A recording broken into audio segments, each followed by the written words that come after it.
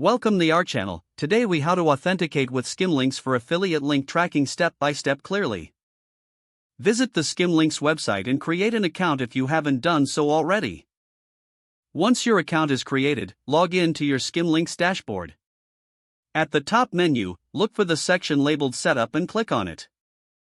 Under the Setup menu, locate the authentication option and select it.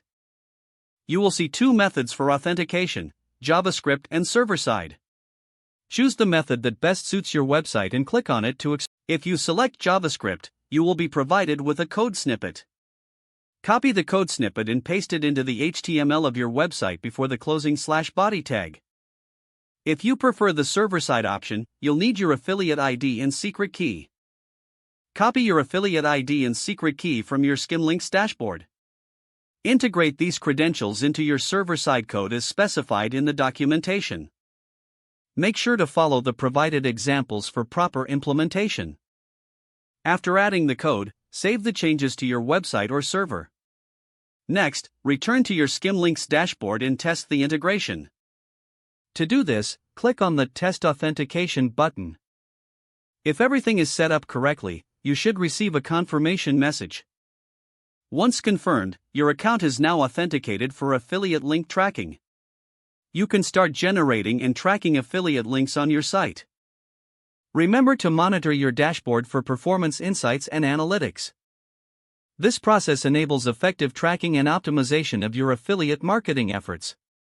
If the page does not load, refresh the browser or try again in a private or incognito window.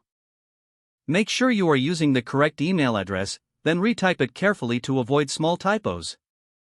If your password is not accepted, use the reset option and create a new strong password you can remember.